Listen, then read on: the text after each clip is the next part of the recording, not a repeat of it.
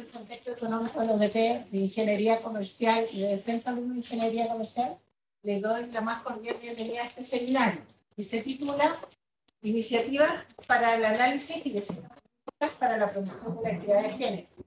A continuación quiero dejar con ustedes a Juan Bravo, quien es el director de OCEP, que les dirigirá unas palabras.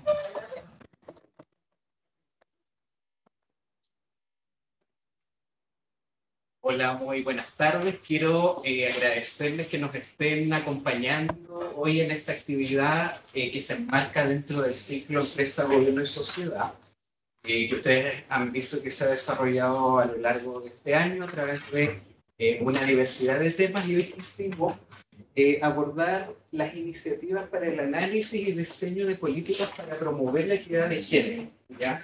Que estamos realizando en nuestra universidad. Hoy día vamos a ver varias de esas iniciativas, no son todas, pero sí son varias iniciativas que son, a nuestro juicio, muy importante que ustedes se informen, que las conozcan, pero no solo que se informen, nosotros estamos convencidos de que las herramientas que les vamos a exponer hoy día son también muy importantes para que ustedes las puedan utilizar, tanto en su carrera, digamos, como en términos profesionales, ¿ya?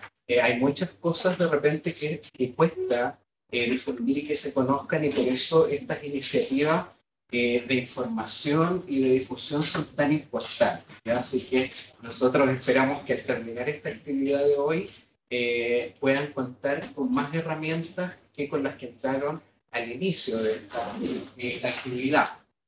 Y con este objetivo, hoy día contamos con tres expositoras de lujo. Tenemos a Francisca Yunaman, que es la presidenta ejecutiva de la Fundación Chile Mujeres. Chile Mujeres es una ONG que promueve la igualdad de oportunidades de género en materia laboral. Y gracias al liderazgo de Francisca en Chile Mujeres, ellas nos pueden influir en muchas iniciativas de política pública que se han concretado. Nosotros tenemos un convenio como Observatorio del Contexto Económico de la ODP con la Fundación Chile Mujeres, que suscribimos en abril de este año para escribir un informe mensual que se llama Zoom de Género, que es un informe laboral con enfoque de género, y la verdad estamos muy contentos con los resultados en este día. De hecho, hoy justamente salió en el Mercurio el Zoom de Género del mes de octubre, que trata sobre el tema de las personas que no cotizan para pensiones, visto con un enfoque de género, que es el objetivo, ¿cierto?, de este informe Zoom de Género. Así que muchas gracias, Francisca, por acompañarnos. También tenemos hoy a Mariana Gama, que es la directora del Departamento de Género de la ODP. Mariana, agradecemos mucho que nos pueda acompañar, porque así como es importante las iniciativas que impulsamos que tienen que ver con la vinculación con el medio, obviamente es esencial lo que hacemos a nivel de nuestra comunidad educativa. ¿Qué se está haciendo acá en la ODP para promover, ¿cierto?, la transversalidad y la perspectiva de género? Cómo buscamos erradicar toda forma de discriminación arbitraria. Y ahí Mariana entonces nos va a estar contando qué hacemos acá en la universidad y a través, ¿cierto?, del departamento que ella dirige. Y finalmente, pero no menos importante, nos acompaña Carolina Molinares de la casa, ¿cierto? Ella es investigadora del Observatorio del Contexto Económico de la ODP, y ella nos va a contar de una herramienta que se llama el Observatorio Laboral de Género, que sirve como insumo para el informe Zoom de Género que producimos, pero que también tiene muchas ventajas que nosotros esperamos que ustedes puedan aprovechar. Así que bueno, sin más preámbulo entonces, los dejo con nuestra primera expositora. Muchas gracias.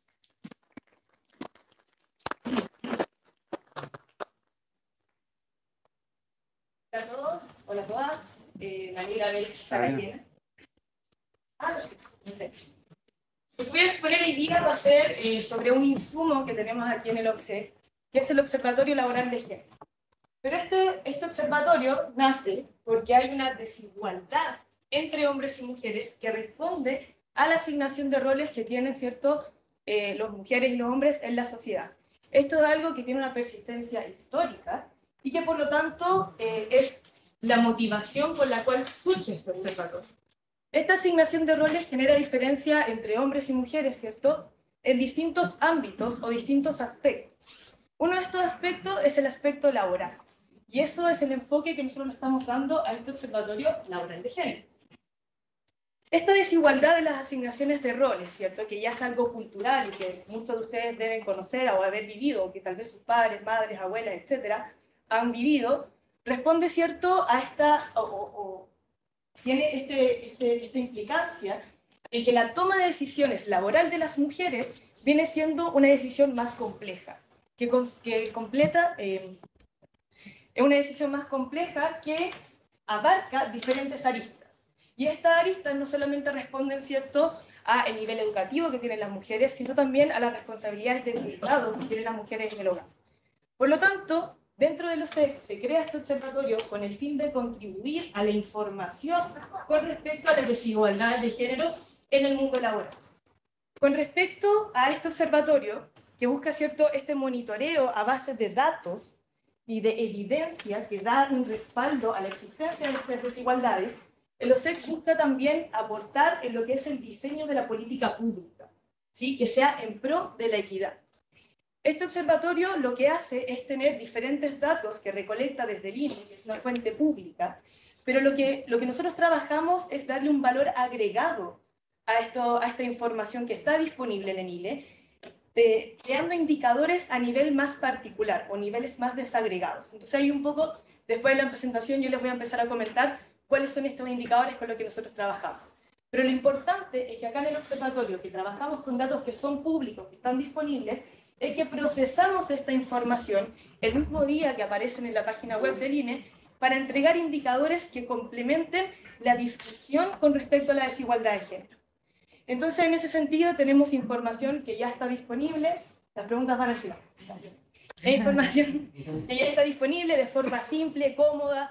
Nosotros realizamos todo este procesamiento a través de un software Stata, que muchas veces, ¿cierto?, la programación puede ser una limitación para el análisis de datos. Entonces, acá tenemos información que es pública y es abierta, y que está disponible, ¿cierto?, el mismo día que se publique. Entonces, esta información que es periódica, ustedes la pueden encontrar, ¿cierto?, dentro de nuestra página web. ¿Por qué analizamos, o qué analizamos en el Observatorio Laboral de Género con estos indicadores, las principales brechas que existen en el ámbito laboral? Partimos de las brechas que son más generales y vamos a las brechas que son más particulares, ¿sí? Entonces, la brecha más general que podemos ver en el mundo laboral corresponde a la participación. ¿Qué significa esto? A que las mujeres participen en el mercado laboral y por lo general tienen una tasa de participación que es menor relativa a los hombres. Entonces ahí enfrentamos, ¿cierto?, la primera barrera, que es entrar al mercado laboral.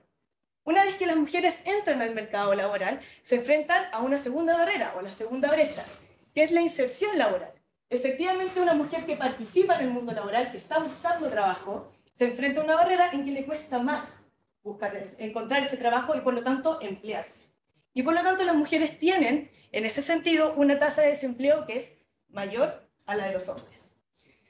Una vez que la mujer encuentra trabajo, se enfrenta, ¿cierto?, a la tercera brecha o la tercera barrera, que viene siendo el tipo de ocupación. Y por lo general, las mujeres buscan o están empleadas en trabajos que tienen una menor remuneración y un menor desarrollo profesional. ¿Sí? Entonces ya empezamos a hablar de una distinción entre el tipo de trabajo que tienen tanto los hombres como las mujeres. Y por último, nos enfrentamos, ¿cierto?, a la brecha ya más particular, y es que la mujer que ocupa un mismo cargo o tiene una misma ocupación que un hombre recibe un ingreso que es menor y que no responde ni a las horas trabajadas ni a la productividad en este trabajo. Por lo tanto, podemos clasificar, ¿cierto?, todas estas barreras o todas estas brechas que enfrentan las mujeres en el mercado laboral y que se van desglosando desde lo más amplio, desde entrar al mundo laboral, hasta lo más particular, que es la diferencia de ingresos.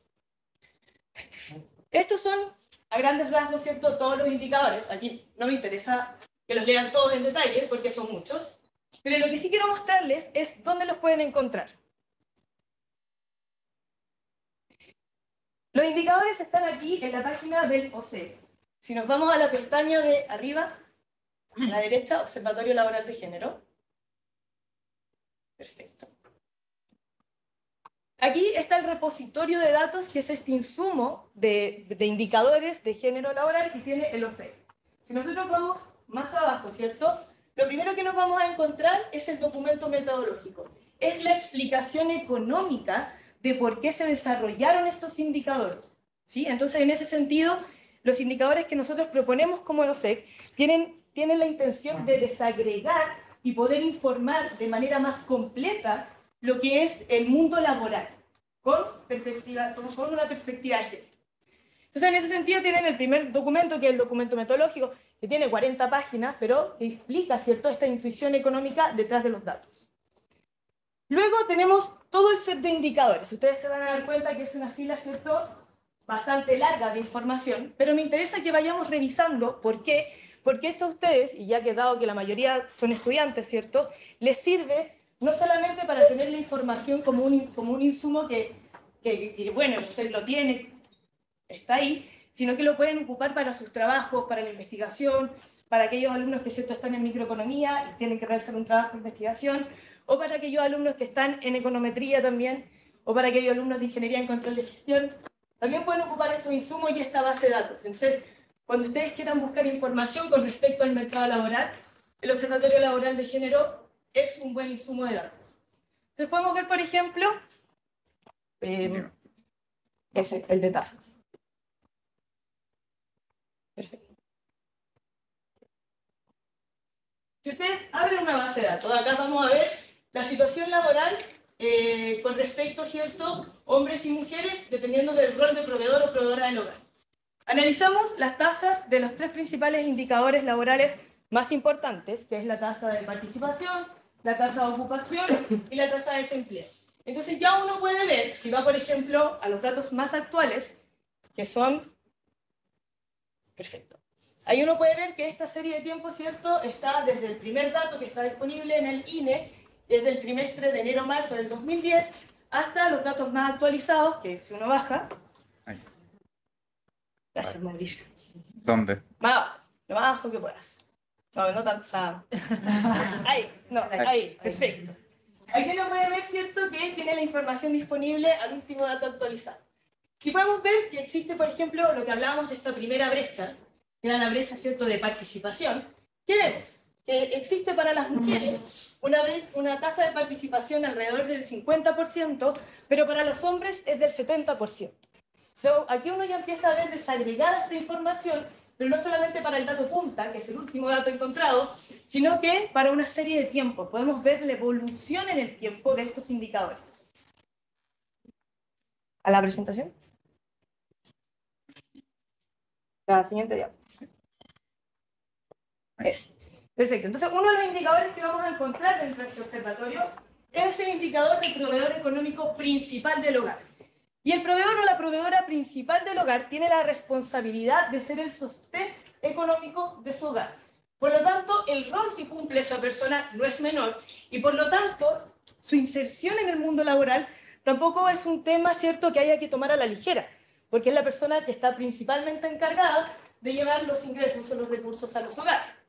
Por lo tanto, desglosar por este indicador que no se encuentra de manera tan simplificada en el INE, nos abre una perspectiva de entender cómo es el funcionamiento del mercado laboral en los hogares y con sus distintas aristas. Sí, entonces acá nosotros empezamos a analizar, y ahí yo creo que Francisca también va a entrar en este detalle de por qué el rol del proveedor del hogar es bastante importante y las diferencias que se encuentran, es porque los proveedores del hogar, dado el rol que cumplen, tienen tasas de participación que son más altas, independientes si son hombres o mujeres. Evidentemente la de los hombres va a ser más alta porque lo que ya vimos, ¿cierto?, es que la tasa de participación de los hombres es más alta. Entonces, el rol que va a cumplir, ¿cierto?, el proveedor principal del hogar es de tener un trabajo y, por lo tanto, participar en el mercado laboral porque viene siendo el sustento económico de los hogares. Si volvemos a las estadísticas procesadas que estaban en las bases de los SEC, en el Excel. Perfecto. Si volvemos acá a esta estadística, por ejemplo, vamos a ver efectivamente la tasa de participación que habíamos dicho que, tal vez no lo vean, pero yo se lo estoy contando, que la tasa de participación del hogar de una mujer, por ejemplo, es del 50%. Pero si hacemos la distinción entre proveedora y no proveedora, la proveedora llega a alcanzar casi el 66% y la no proveedora el 42% aproximadamente. Entonces ya no solamente estamos hablando de las mujeres en el mundo laboral como algo homogéneo, todas las mujeres somos iguales, todos los hombres somos iguales en el mercado laboral, sino que vamos a empezar a hacer esta distinción de que es relevante entender, por ejemplo, para el diseño de la política pública, cuando una mujer es proveedora o no es proveedora del hogar. Lo mismo ocurre en el caso de los hombres. Los hombres que son proveedores del hogar tienen una tasa de participación cercana al 80%. En cambio, que los hombres que no son proveedores del hogar siguen teniendo una tasa de participación alta, pero alrededor del 59%. ¿Sí? Entonces aquí uno ya empieza a ver diferencias en que hablar de la participación es diferente dependiendo del rol que cumple el sostenedor económico. La presentación. La siguiente.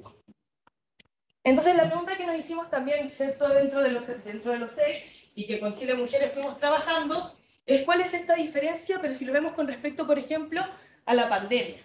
¿Cómo ha evolucionado la tasa de participación hoy día con respecto al periodo prepandemia? Y vemos que efectivamente las barras azules, ¿cierto?, son el periodo prepandemia. Las tasas de participación eran bastante más altas para cualquier segmento, hombre proveedor, hombre no proveedor, mujer proveedora o mujer no proveedora, pero sin embargo ahora todavía persisten estas diferencias. ¿Sí? Entonces todavía seguimos viendo, por ejemplo, que el hombre que es proveedor principal del hogar tiene una tasa de participación más alta que aquel que no lo es, y lo mismo ocurre en el caso de las mujeres, que tienen una tasa de participación más alta con respecto, ¿cierto?, a aquellas mujeres que no son proveedoras del hogar. Sin embargo, ninguna de estas tasas de participación se ha recuperado desde la pandemia. ¿Sí? Entonces ahí todavía podemos hablar de que existe un problema o una crisis profunda en lo que es el mercado laboral con respecto al periodo prepandemia. La siguiente. Ya. Ahora tengo que... Otro indicador que analizamos es la jornada parcial, la jornada completa y la jornada parcial voluntaria. ¿Y por qué este tema es importante? Porque uno se pregunta dónde más, en qué tipo de jornada, por ejemplo, trabajan las mujeres o en qué tipo de jornada trabajan los hombres. ¿Qué crees? ¿Dónde trabajan las mujeres? ¿En más en jornada parcial o completa? ¿Por qué? Por que tienen que irse a la casa. Porque cumplen un rol de cuidado en el hogar, efectivamente. Entonces, en ese sentido, vemos que las mujeres tienen una jornada parcial voluntaria más alta que la de los hombres, lo cual responde, ¿cierto?, a este rol asignado culturalmente en que la mujer se tiene que hacer cargo de los cuidados permanentes de los hogares. ¿Sí? Entonces, la mujer se inserta más en este tipo de jornada, producto de que tiene responsabilidades, ¿cierto?, con respecto al cuidado del hogar. Vemos, por ejemplo, entonces, que efectivamente esa tasa de participación, ¿cierto?, o sea, esa tasa, ese porcentaje de ocupados en jornada parcial según sexo, corresponde, ¿cierto?, a un 26,3% en el caso de la mujer y a un 13,7% para el caso de los hombres. Esta información también está igual de desagregada en el Observatorio Laboral de Género. Ustedes también van a encontrar una planilla con todos los datos y con toda la información. Y no solamente eso, vamos a volver al... Sí, no al Excel, a la página. Más abajo hay una carpeta que se llama número. Es número de jornada, no la abajo.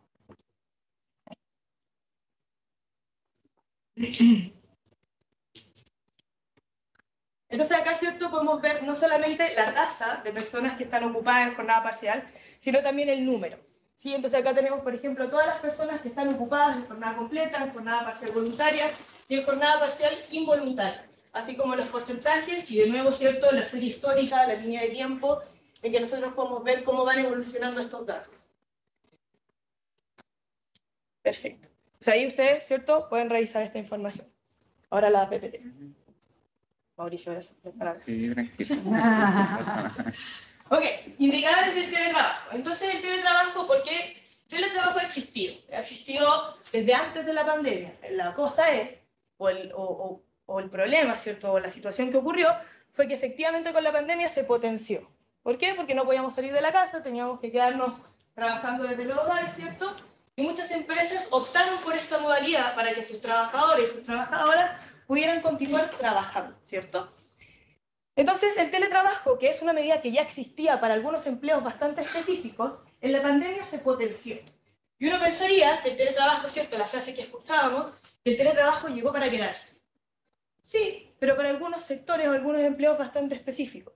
Porque si nosotros vemos la evolución del teletrabajo en el tiempo, nos vamos a dar cuenta que efectivamente es mayor en la prepandemia, pero con tasas bastante más bajas que lo que fue durante la crisis del COVID-19.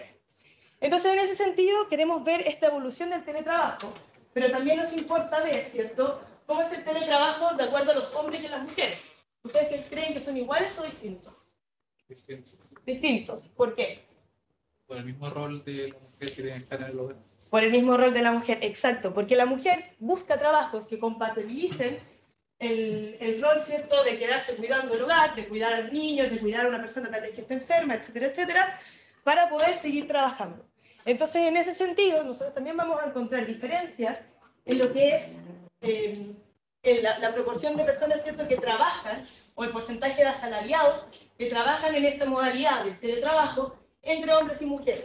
Efectivamente, durante la pandemia, ¿cierto?, esto es algo que se disparó, llegamos a porcentajes de entre el 27,2%, 27,5% para las mujeres, pero ya vemos, ¿cierto?, que existe un estancamiento para los últimos trimestres.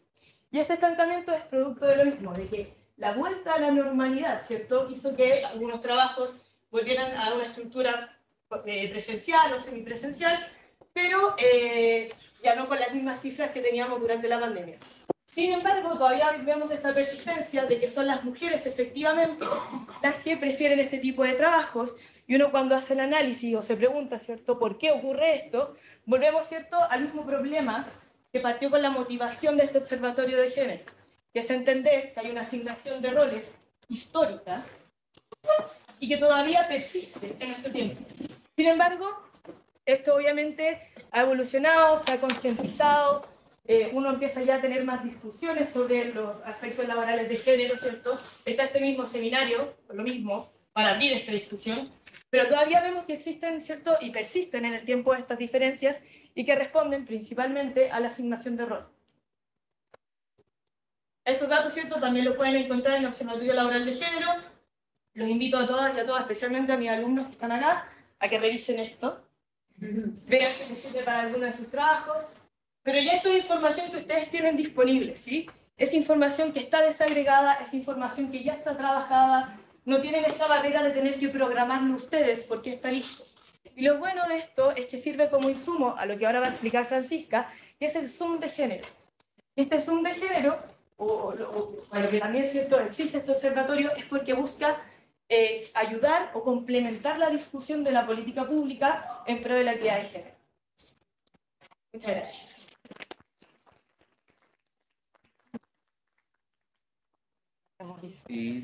Carolina.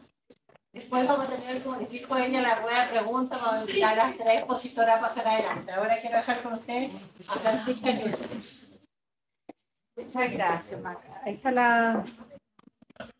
Francis. Ahí. Yo paso con Sí, esto, con ¿cierto? eso mismo. Ya. Bueno, muchas gracias a todas y a todos quienes están acá. La verdad que me alegra mucho ver que hay bastante equilibrio de género. Incluso veo más hombres en esta conversación, porque ojalá que también después tengamos tiempo para conversar, porque esto es un tema social de todas y todos, y no solamente de las mujeres.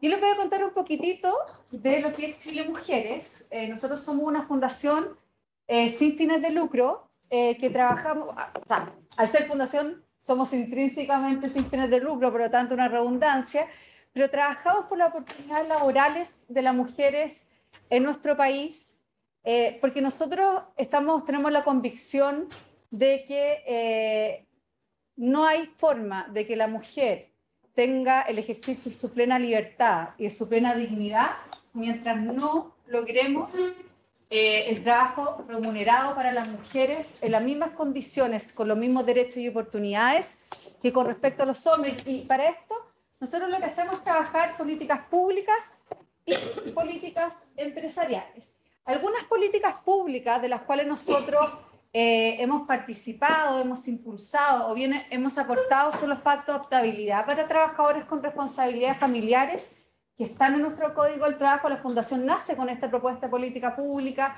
La reforma laboral de la presidenta Bachelet fue aprobada por unanimidad por el Congreso, así que ya está nuestro Código del Trabajo. También ahí mismo propusimos la corresponsabilidad parental como materia de negociación colectiva, porque los sindicatos o los grupos negociadores de forma colectiva solamente pueden negociar aquellas cosas que expresamente la ley les permite negociar, ¿ya? Por lo tanto, ahora sí pueden negociar condiciones de corresponsabilidad laboral al interior de las organizaciones. También aportamos mucho la redacción de la ley de teletrabajo y trabajo a distancia, donde llevamos algunos elementos de adaptabilidad de los pactos de adaptabilidad a la ley de teletrabajo. Por lo tanto, se puede teletrabajar, ¿cierto?, algunas horas del día, algunos días de la semana, algunos días del mes, algunos periodos del año. Se puede teletrabajar con o sin jornada, incluso se puede teletrabajar, tú puedes tener, por ejemplo, un contrato con horario, pero cuando en los periodos que tú teletrabajas no tener horario, se puede teletrabajar en el hogar o en otro lugar determinado, etc. Entonces llevamos los mismos elementos de los pactos al teletrabajo. También aportamos, siendo parte de la Comisión Asesora Presidencial para la Recuperación del Empleo, en el IFE laboral con el enfoque de género, que fue un subsidio durante la pandemia que se le entregó a las personas y con más recursos para las mujeres que ingresaban a trabajos formales con contrato de trabajo. El subsidio al empleo con enfoque de género, la línea contrata y la línea regresa, eso también fue parte del trabajo de la Comisión Asesora Presidencial COVID-19, todo con enfoque de género, cosa que las mujeres recibieran más porque la contratación de las mujeres es más cara. Por lo tanto, había que incentivar a que se contrataran a las mujeres, dando a las empresas a través de este subsidio al empleo, en la línea contrata o en la línea regresa para aquellas personas que tenían contrato suspendido, cosa que quisieran contratar o reintegrar a las mujeres, un poco ayudando a estos costos extras que lamentablemente nuestra legislación le da a la empresa para contratar mujeres. Hoy día hay muchos costos asociados a la contratación de mujeres y la paternidad no tiene ningún costo asociado a la contratación de un hombre. Así que nosotros vamos al Código del Trabajo, nosotros tenemos que la mujer tiene 8 derechos, ¿ya?, que está muy bien, pero el problema es que son derechos con costos asociados y el hombre tiene apenas 3 y ninguno con subsidio del Estado. Para el Estado la paternidad no existe porque no ayuda en nada a las empresas con respecto a la paternidad, entonces la invisibiliza, ¿ya? Y eso genera una simetría en que a ti te conviene mucho más contratar a un hombre que a una mujer. Por ejemplo, el mismo padre y la madre de un niño o una niña menor de 2 años, si tú contratas a la mujer número 20, vas a tener que pagarse a la cuna. Imagínense lo que es el costo para la cuna, que ahí siempre Juan me lo ha dicho muchas veces, me hizo reflexionar con respecto a la jornada parcial. Se te puede duplicar el costo. Por ejemplo, una persona a jornada parcial, un trabajo con una baja remuneración de 300.000 pesos puede pasar a 600.000 pesos si tiene que pagarse a la cuna. ¿Qué estímulo tú vas a tener para contratar a una mujer si el padre de ese mismo niño para ti es costo cero? O sea, hay brechas feroces, hay desincentivos feroces. Bueno, y eso es lo que nosotros tratamos de hacer en Chile Mujeres, de igualar todas las condiciones laborales. Bueno, la licencia médica parental COVID, que es el conocido como el postnatal de emergencia, también aportamos con esa idea. O sea, técnico, no fue idea nuestra, quiero aclarar esa, sino que... y también la nueva norma de la CMF es el regulador de las empresas, ¿ya?, en Chile, y hay una norma sobre sustentabilidad y que tienen que reportar ciertos indicadores todas las empresas a la CMF, y en base a eso nosotros tenemos varios proyectos y ahí pudimos aportar, y ahora se va a tener que reportar mucho más indicadores de género, se va a tener que reportar, las empresas van a tener que reportar políticas de corresponsabilidad, de adaptabilidad, dentro de lo cual teletrabajo, de formalidad laboral por género, etc. Bueno, y proyectos de ley, la vacuna universal ha sido una de las grandes batallas, y también la reforma al régimen legal de sociedad conyugal, que ustedes saben que el régimen legal y matrimonial en Chile, quiere decir, si ustedes, si alguno de ustedes se va a casar y nada dice, se casa por este régimen, y la mujer por el hecho de ser mujer no puede administrar la sociedad conyugal y tampoco sus bienes propios.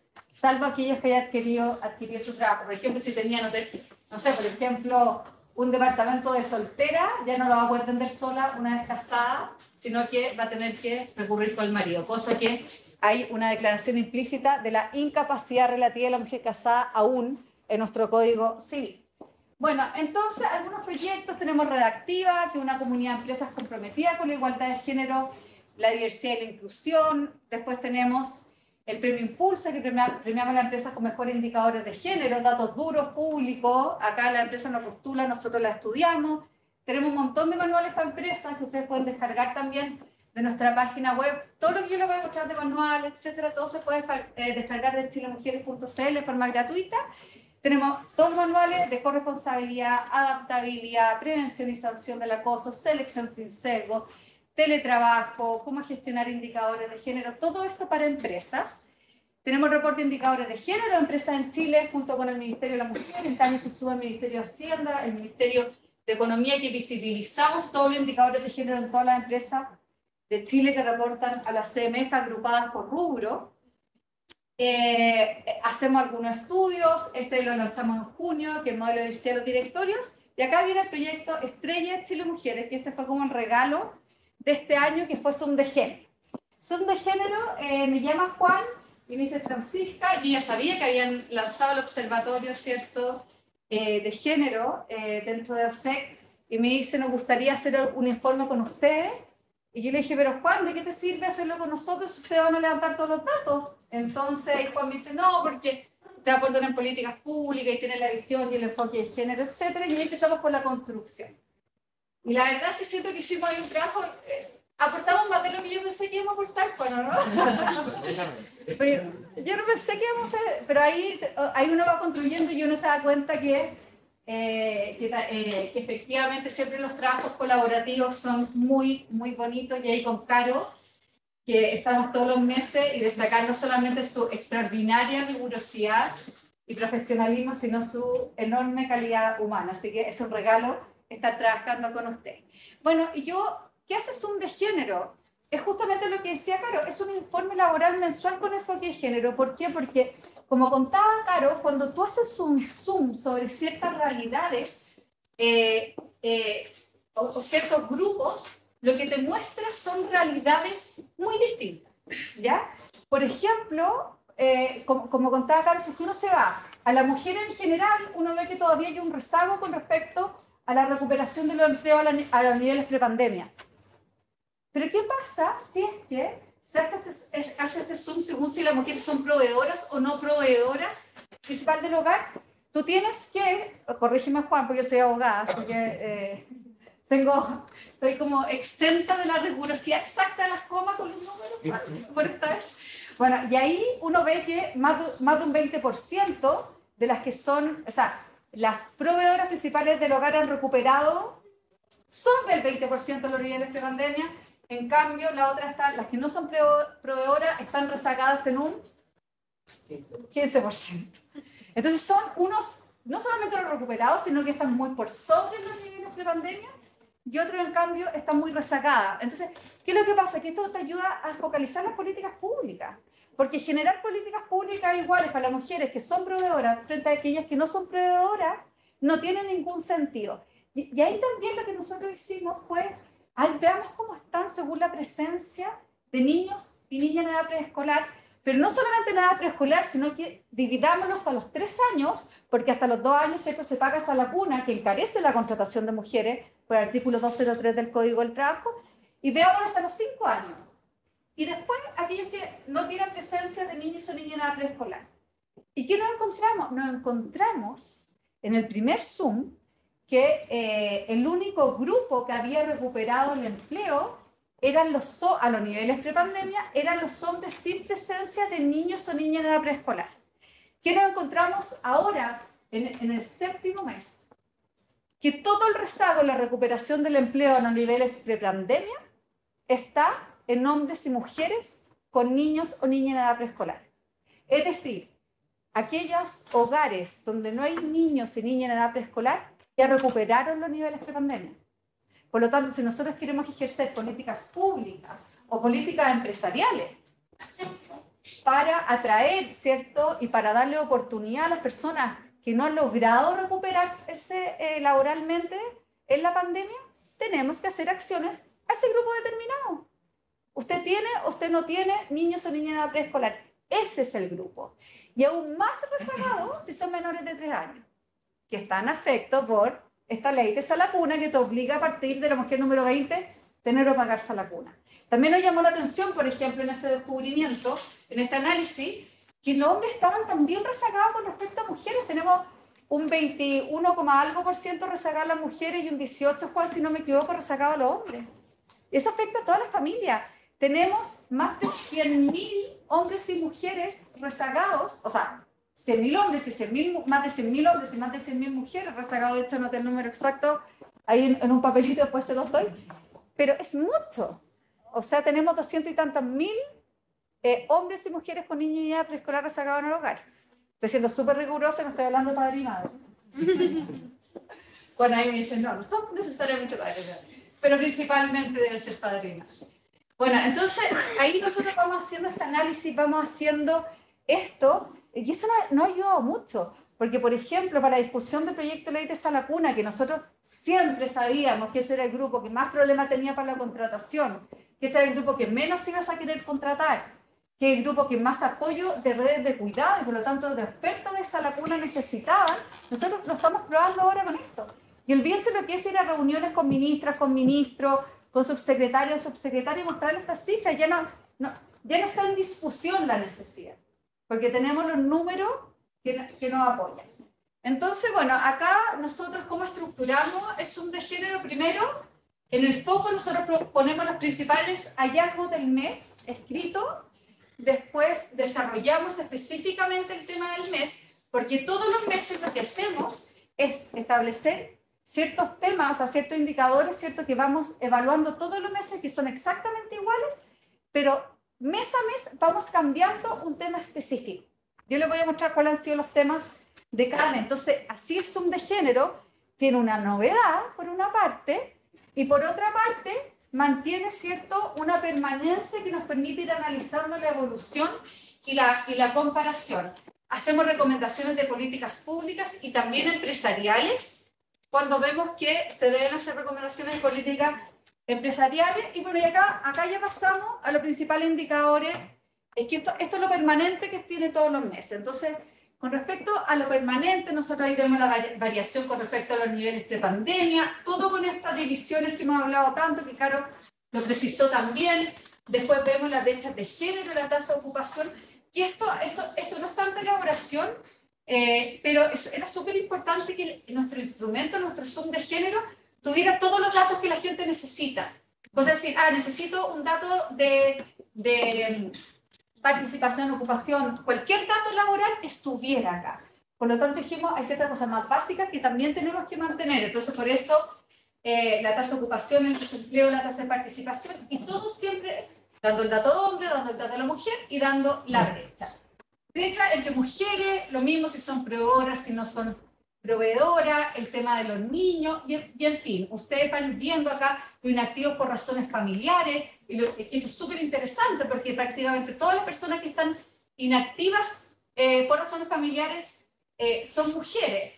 Y ahí también después los vemos, ¿cierto? Según el inactivo por razones familiares, son proveedores, no son proveedores, tienen niños menores de 5 años, etc. Y así tenemos todos los indicadores que son comunes a todos los meses. Y después nos vamos al tema del mes. Entonces, el primer mes, nosotros analizamos la recuperación del empleo según la presencia o la presencia de niños menores en el hogar, que era lo que más interesaba por el proyecto de ley de salacuna.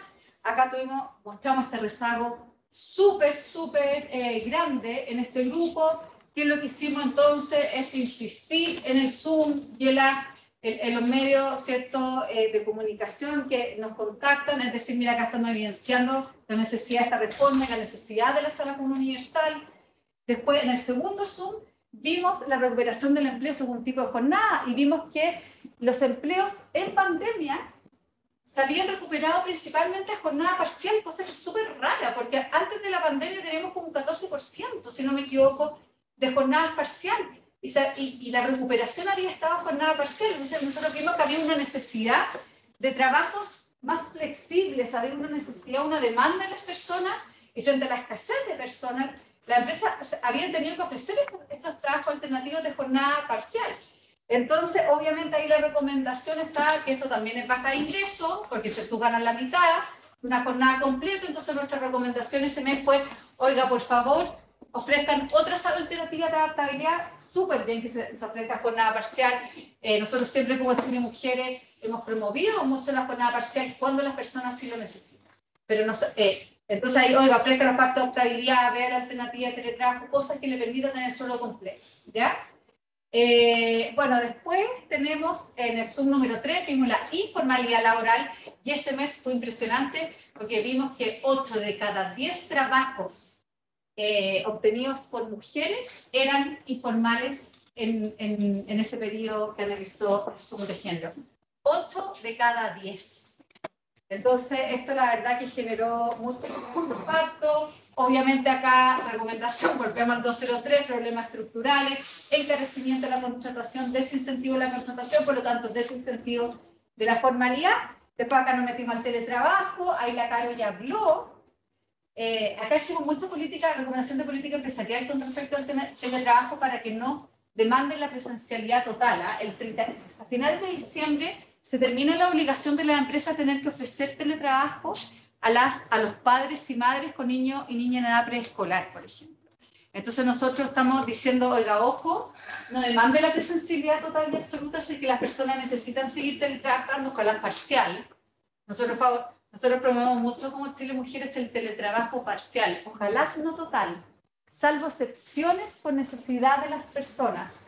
¿Por qué? Porque quienes más se van a tomar el teletrabajo total son las mujeres, y eso produce rezago en el desarrollo de las mujeres, porque hay desvinculación, porque su voz no se escucha, y esto le impide desarrollarse en la organización, y porque también te evita tener que hacer política un poquito más compleja más allá del teletrabajo, que es ver realmente cómo hombres y mujeres pueden, ¿cierto?, tener más adaptabilidad, cómo al interior de las empresas puedes tener más corresponsabilidad parental.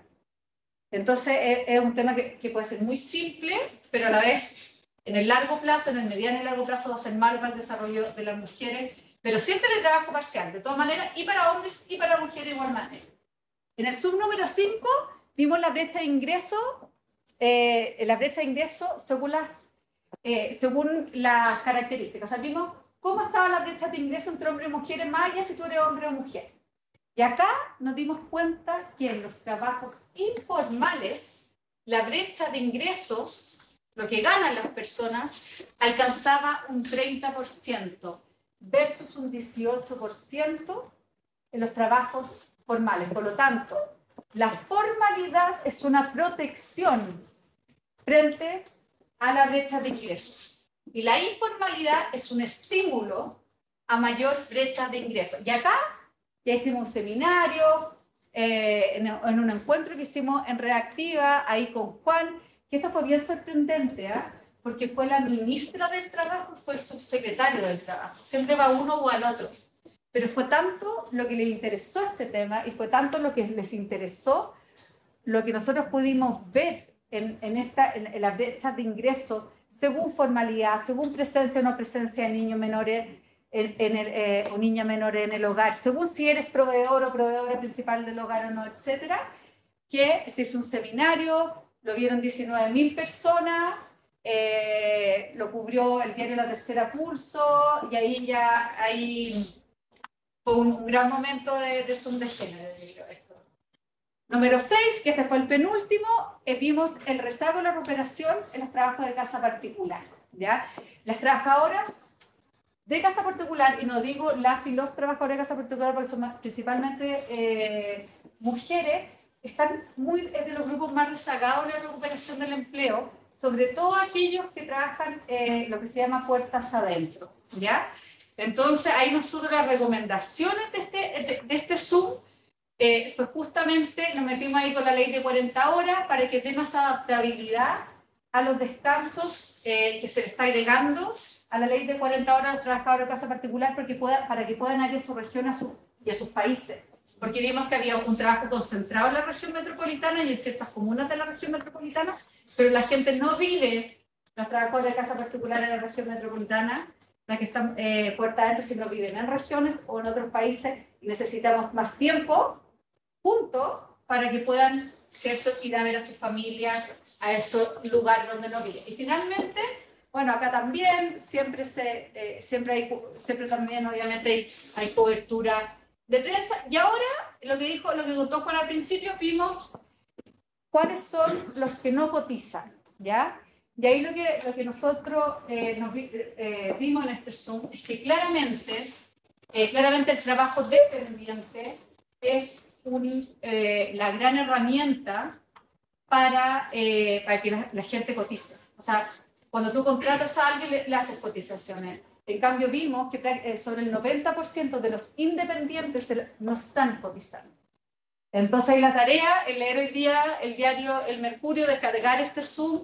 Ahí Juan hace unos comentarios muy buenos de cómo realmente hay que impulsar la formalidad, ¿cierto?, de las personas independientes. Hay que estimular las cotizaciones por parte de los independientes, cosa de que todos los beneficios, los bonos estatales, estén asociados a que las personas coticen, sean dependientes o sean independientes.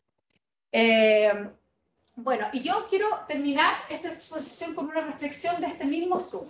Nosotros vemos que acá este grupo, ¿cierto?, de los hogares donde hay presencia de niños o niñas menores, ¿cierto?, de 3 años.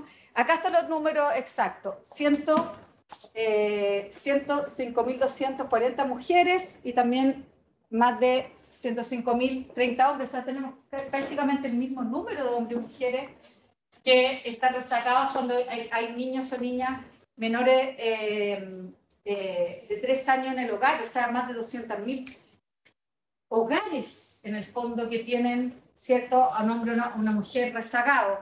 Y esto es bien impresionante en este Zoom, y acá yo quiero cerrar. Se crearon 7.226 empleos de hombres. Se destruyeron en este último periodo que analizamos 3.764, que es junio-agosto, 3.764 empleos de mujeres. Y todos los empleos que se destruyeron fueron formales, y se crearon 7.225 empleos informales. O sea, nosotros acá vemos que tenemos una crisis laboral profunda en el empleo de las mujeres. Por lo tanto, nuestro país tiene que realmente activarse, porque esto va a generar un nivel de brecha, va a generar un nivel de problema social, y sobre todo lo que hemos logrado avanzar en autonomía económica de las mujeres, que es finalmente la gran herramienta de su libertad y su dignidad, se está viendo trucada, se está viendo frustrada, y por lo tanto tenemos que aplicar desde todos los sectores, sociedad civil, academia, la empresa y el sector público, medidas súper drásticas, porque esta realidad no se puede seguir produciendo y cada vez la estamos viendo más aguda y más dramática. Muchas gracias.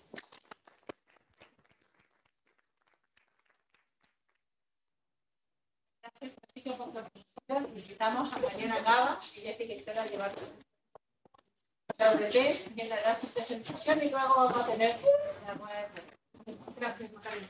Bueno, muy buenas tardes, muchas gracias por la invitación al observatorio. Estamos un pelín atrasados de la agenda, así que voy a tratar de no pasarme del tiempo.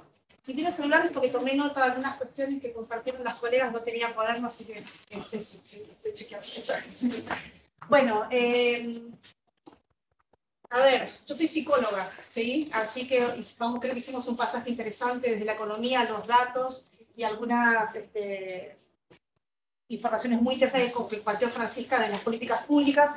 Yo lo que quiero compartir un poquito es la experiencia de trabajar estos temas a nivel organizacional, ya sea empresas, previo a trabajar en la universidad acá como directora del departamento de género. Durante varios años lideré un área de consultoría que trabajaba en temas de género para empresas públicas, privadas, distintos sectores, así que en un momento me cansé un poquito de la lógica empresarial, me vine a la universidad y encontré que la lógica es parecida, pero con diferentes argumentos. Así que las dificultades son similares. Ahora, sí me parece importante destacar la oportunidad que tenemos a nivel organizacional, ya sea a nivel empresarial o en este caso la universidad, de poder incidir en cambios. ¿Sí? No es que las organizaciones son lugares pasivos donde todas estas brechas que muy bien están documentando en el Zoom de género le pasan, por ejemplo, a la universidad o le pasan a la empresa. ¿Sí? No somos solamente un escenario donde estas cuestiones se producen, sino que las organizaciones, las empresas, tienen un rol en producir y reproducir activamente. En ese sentido pueden potenciar estas brechas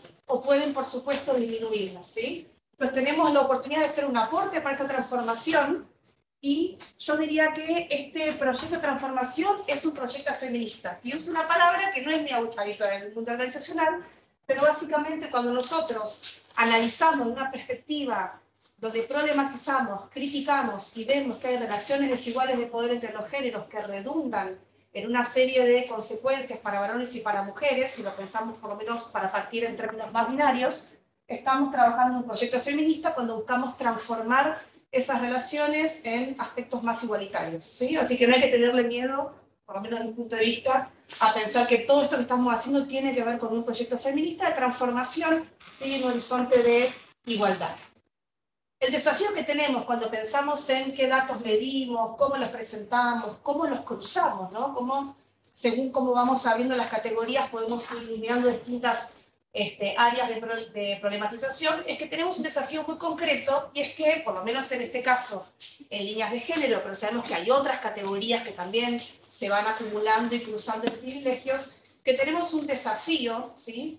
Que es cómo hacemos para visibilizar estas condiciones desiguales, ¿no? Entonces yo, por ejemplo, recordaba cuando Carolina comentó al principio respecto de las condiciones de contratación y decía que había algo que era más complejo en el caso de las mujeres. Entonces yo pensaba así, complejo, según las reglas del juego establecidas por un grupo, ¿no? Entonces algo a mí me parece complejo, me parece más caro, ¿sí? Porque hemos establecido que esa es la manera en la cual vamos a avanzar. Si nosotros pensamos que el problema no es que las mujeres son más caras, sino que hay unos roles de cuidado que están injustamente sobrecargados a nosotras las mujeres, si hablamos de los desafíos a las personas que cuidan, entonces la categoría no va a ser varón-mujer, sino va a ser personas que tienen que cuidar. Y hasta donde yo sé, ya sea infancias, adolescencias, nuestros padres o alguna persona en nuestra familia con una enfermedad crónica o aguda, todos los seres humanos necesitamos de cuidados y necesitamos que nos cuiden. ¿No es cierto? Lo que nosotros tenemos que visibilizar es que esta carga está muy desigualmente distribuida y sobrecargada sobre las mujeres, ¿no? Entonces, ese es un poco el desafío que tenemos y por eso cuando hablamos de estos datos tenemos que iluminar en algunos aspectos dónde están los privilegios y dónde están los costos de cómo funciona este sistema. Lo que a mí me parece también importante destacar es que la manera en que nosotros y nosotras nos hacemos las preguntas respecto a esta realidad, ¿sí? También va a determinar el tipo de soluciones que vamos a encarar, ¿sí? Si yo creo que las problemáticas son individuales, por ejemplo, pienso que hay diferencias en lo que las mujeres quieren o los varones quieren en términos vocacionales y que son diferencias individuales, voy a desarrollar herramientas individuales, ¿sí? Yo no sé en qué medida las mujeres elegimos absorber todas las tareas de cuidado. No sé en qué medida las mujeres decidimos aprovechar el teletrabajo. ¿Sí? En realidad no nos queda otra. Yo creo que algo que pudimos compartir en pandemia, todas las personas que nos quedamos, en el caso de ustedes estudiando, trabajando, etcétera, es que era una realidad compleja de estar en la reunión, colgando la ropa, haciendo el aseo, recibiendo el pedido, ¿no? No sé si esas son las condiciones en las cuales uno diría, tengo ganas de teletrabajar, no me queda otra. Entonces a veces, por eso me parece muy importante este matiz que planteaba Francisca respecto al teletrabajo, que cuando esa opción de teletrabajo empieza a ser tomada solamente por mujeres, estamos naturalizando que lo tomen simplemente para que puedan hacer un poquito mejor todo lo que tiene que ver con las tareas de cuidado y responsabilidad. Entonces a mí me gustaría transmitir algunas cautelas que son más bien como del paradigma, de cómo pensamos estas diferencias, desigualdades de género en el ámbito laboral, porque según estos paradigmas vamos a poner focos distintos y en mi experiencia hay algunos paradigmas, sobre todo en el ámbito empresarial, que son bastante habituales y que pueden tener algún foco problemático, ¿sí? Hay una forma de incluir la perspectiva de género, que para mí técnicamente no es perspectiva de género, pero ahora vamos a ver dónde pongo el matiz, ¿Qué es esto de hablar de las mujeres en el management o las mujeres en las organizaciones? ¿Sí? Entonces, por supuesto, hubo una época donde, a partir de un cuerpo conceptual muy androcéntrico, donde hablábamos de las habilidades de liderazgo, de tomar decisiones, de trabajar en equipo, desde una matriz universal, pero nos dimos cuenta que en el fondo, cuando se estudiaba liderazgo de más bien varones y cierto tipo de varones, diría, ni siquiera toda la diversidad de varones, sino más bien varones blancos, seguramente heterosexuales, seguramente de determinada clase, ¿sí? Determinado color de piel, religión, etc. Entonces hay un momento, ¿sí?, cuando empieza a aparecer la academia feminista, que empiezan todas las disciplinas a hacerse preguntas, ¿sí?, y a deconstruir estos marcos conceptuales. Por supuesto que hay un momento en el cual uno empieza a investigar y a ver qué es lo que pasa con las mujeres en el liderazgo, qué es lo que pasa, por ejemplo, con acoso sexual, ¿sí? ¿Qué es esto del balance maternidad-vida laboral? Entonces uno dice, un pro de esto, algo a favor, es que al haber estado silenciada esa mirada, por supuesto hay que investigarlo y trabajarlo, porque hay que darle voz a esa experiencia específica y porque le da visibilidad.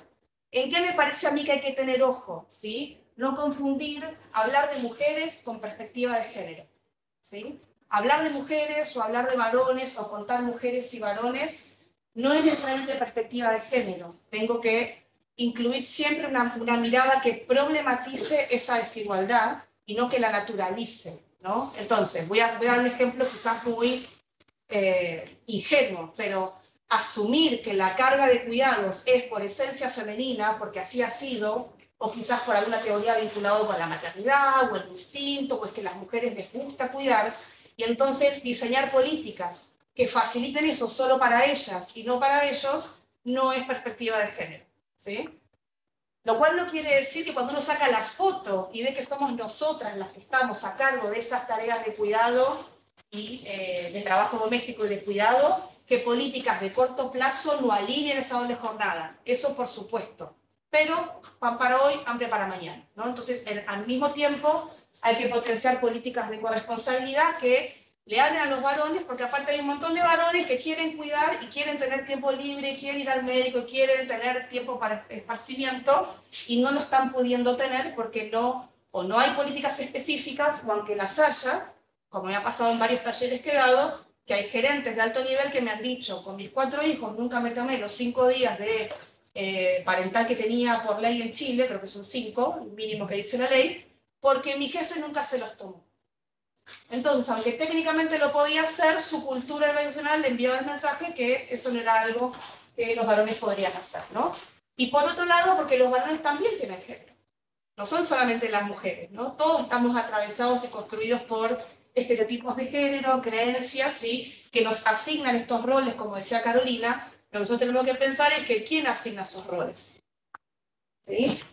A veces hablamos mucho de roles de género, que es una categoría de la sociología, pero fíjense que en otras de las categorías que tenemos, que son lo que se llaman categorías sospechosas de discriminación, no se habla de roles de clase, por ejemplo. A nadie se le ocurre pensar las diferencias que hay entre religiones, entre color de piel o entre nivel económico como roles. ¿Por qué? Porque en el caso de los roles de género, esta tendencia a la explicación casi esencialista o biologicista es una tendencia que se cuela mucho más fácilmente, ¿no? Entonces, pensar que naturalmente varones y mujeres tenemos actitudes distintas, intereses distintos, ¿sí? Entonces yo creo que en el caso de los temas de género hay que tener particular foco en iluminar las relaciones desiguales y cómo esto tiene que ver con una dimensión política, ¿sí? No política partidaria, sino política respecto de las relaciones de fuerza e influencia y de capacidad de decisión que tienen los géneros, que es diferencial. Entonces, cuando nos preguntamos solo por un lado de esta especificidad, construimos esta idea como que el varón en la organización no requiere explicación.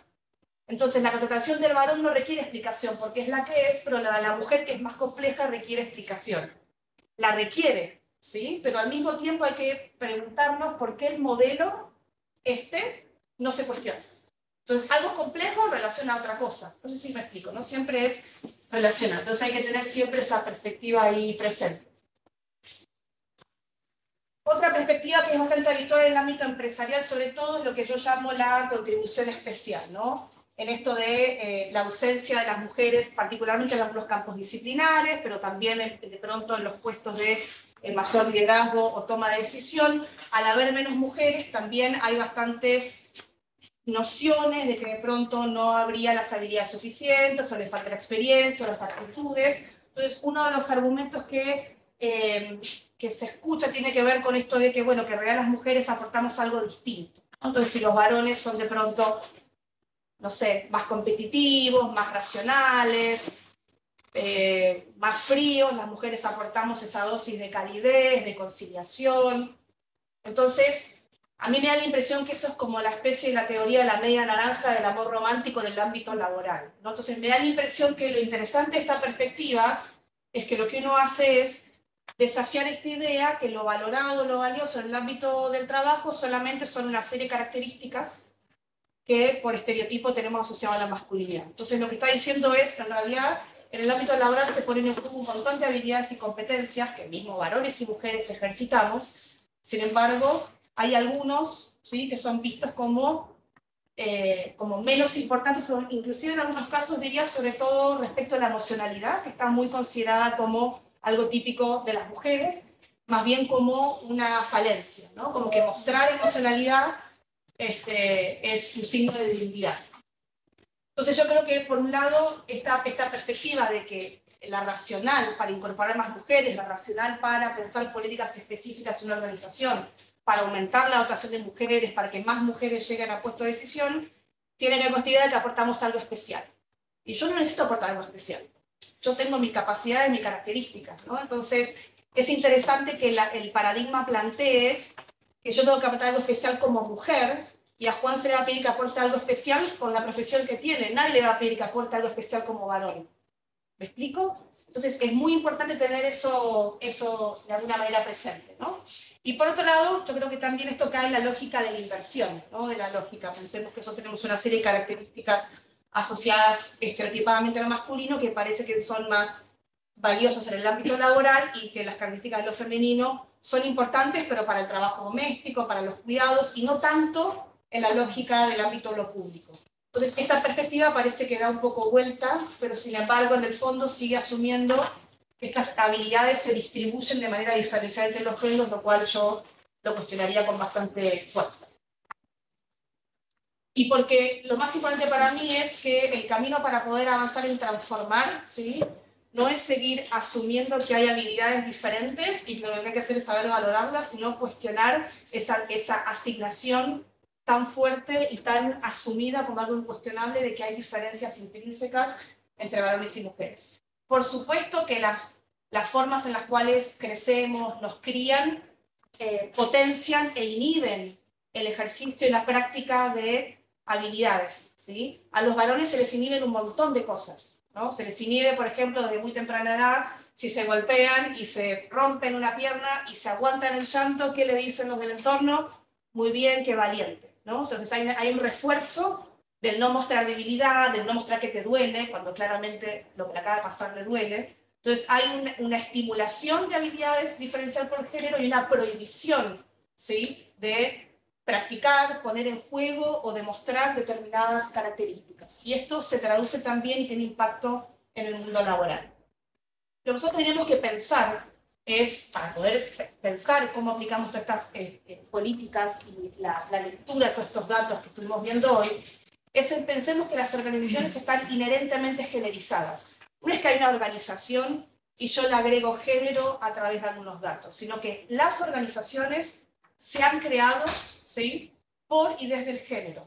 En este caso uno diría, sobre todo las organizaciones más tradicionales, por la ausencia de mujeres, aparte de otros grupos, ¿sí? O sea, como estamos hablando de género.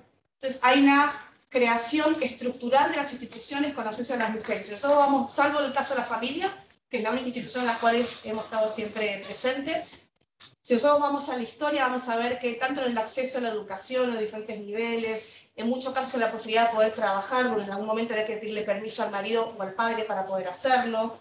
En algunas disciplinas donde no podíamos hacerlo, no me acuerdo hace cuánto, pero en Chile hace no tanto, había una ley que prohibía que las mujeres ingresaran a las minas, por ejemplo, ¿no?, en el caso de la minería.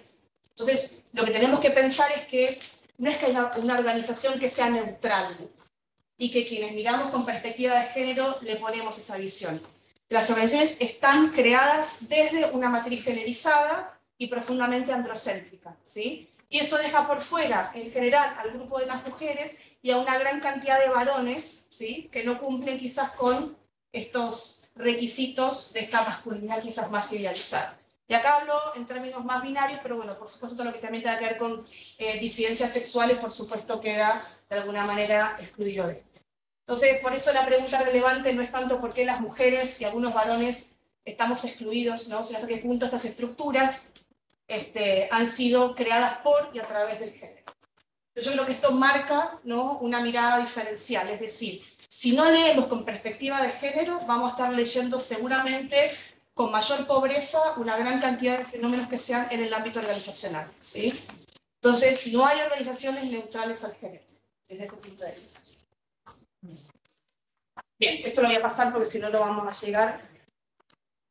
No voy a hablar de los 5, tenía planeado decir 2 cositas de 2 desafíos. A mí me gusta mucho pensar en términos de desafíos, sostener tensiones, ¿sí? Porque una de las cosas que sucede cuando hablamos de género es que siempre pensamos en materia binaria, varones y mujeres, y por lo general uno de los 2 polos de la diferencia es más valioso que el otro. Esto sucede con muchos de los términos binarios en los cuales nos movemos en la sociedad. Entonces, a partir de la experiencia trabajando en organizaciones, cuando uno a partir de los datos le propone a las organizaciones, le propone a la universidad hacer cosas, uno va sistematizando y escuchando por dónde pasan los problemas, los malos entendidos o las resistencias. Entonces quiero hacer foco en 2 de ellos, que es esta tensión entre la meritocracia y una agenda de género, o sea, cualquier acción de política afirmativa, y una que tiene que ver con masculinidades. Respecto a la meritocracia, palabra muy usada en las empresas, en la universidad se habla más de la excelencia, ¿sí?, la élite. Está esta idea de que las personas progresan en función a sus habilidades, ¿sí?, sus capacidades y su esfuerzo, lo cual como definición teórica conceptual a mí me parece más que razonable. Lo que pasa que creo es que la meritocracia no opera nunca en vacío. Entonces capaz que en la luna funcione, pero en la Tierra, con la gravedad o con el sistema patriarcal, desde la perspectiva de género, por supuesto que las habilidades y el esfuerzo son un factor importante y existen, pero no se dan en un vacío, ¿no?, sino que se dan en un contexto.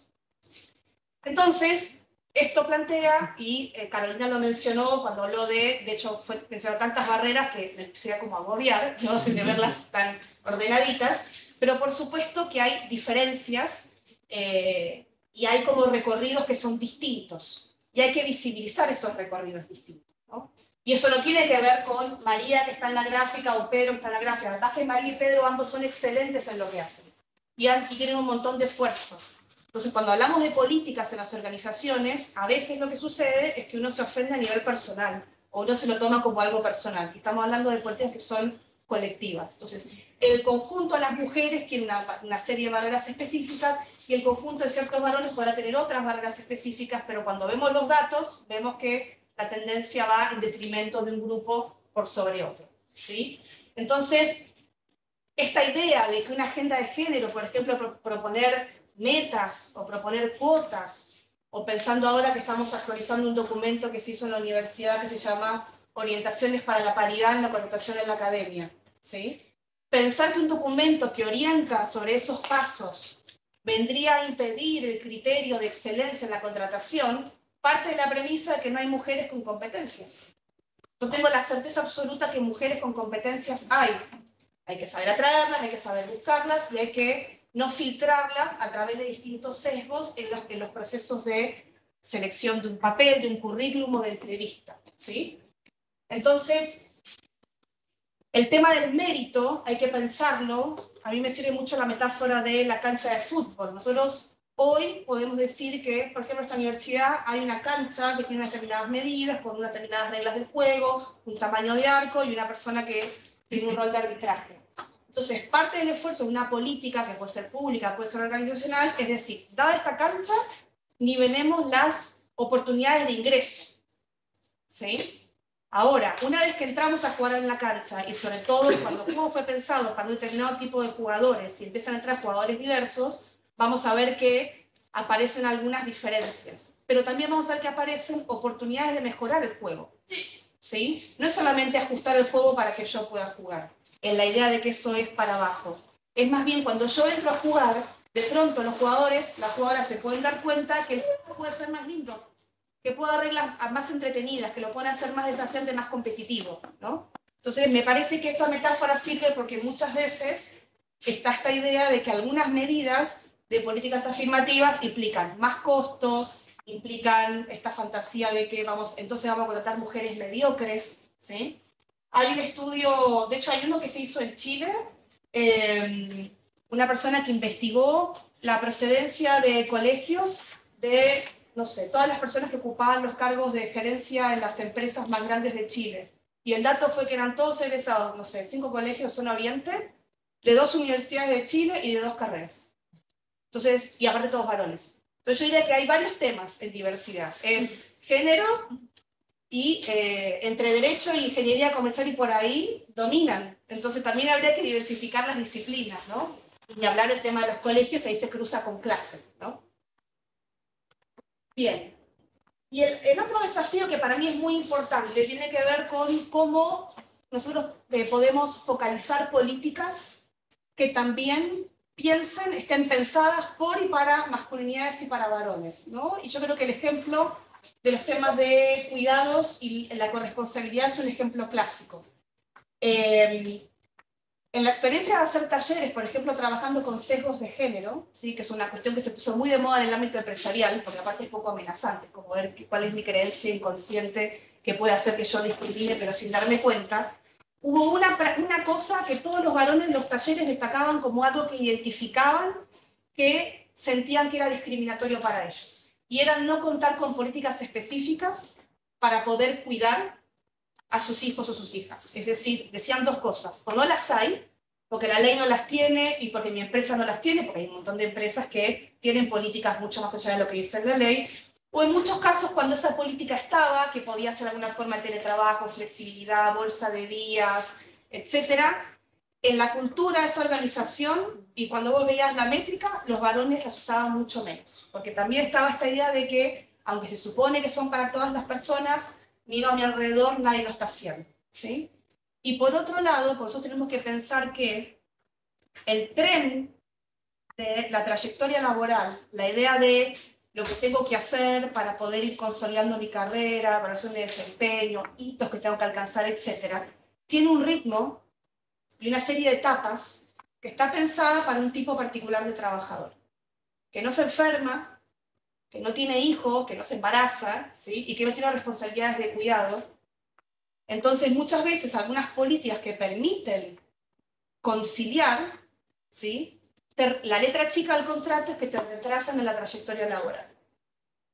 ¿Sí? Por eso muchas veces los varones y las masculinidades tampoco las aprovechan, porque nosotras las mujeres captamos muy rápido que cuando tenemos hijos o hijas que tenemos que cuidar, en ocasiones tenemos buenas políticas que nos permiten conciliar, pero sabemos que eso eventualmente nos puede retrasar en el desarrollo de carreras. Como si el tren fuera siempre 60 por hora. En algunos lugares te dejan bajarte, resolver, criar, cuidar, y te dejan volver a subirte. Pero ya el vagón en el cual yo viajaba ya está a 100 kilómetros. En otras ni te dejan bajarte, o sea, te bajaste y fuiste. Eso ni siquiera hay alguna política en el medio. No sé si me explico la lógica. Entonces, es muy importante cuando hablamos de temas de género, ya que hay relaciones desiguales, que los datos abrumadoramente muestran que quienes pagamos grandes perjuicios de ingreso, de acceso, de permanencia, etc., en general somos el colectivo de las mujeres. Si queremos incidir en políticas transformadoras, tenemos que tener un buen mix de políticas que apunten a subsanar estas brechas en el corto plazo, pero que permitan de alguna manera rediseñar estas reglas del juego, ¿sí? Si no, lo que vamos a mantener es una estructura de separación entre masculinidades y feminidades siempre intacta. Entonces, en términos objetivos, la situación de las mujeres hoy puede mejorar para mañana y para pasado, pero siempre vamos a tener una distancia que nos va a separar respecto de los números de los varones.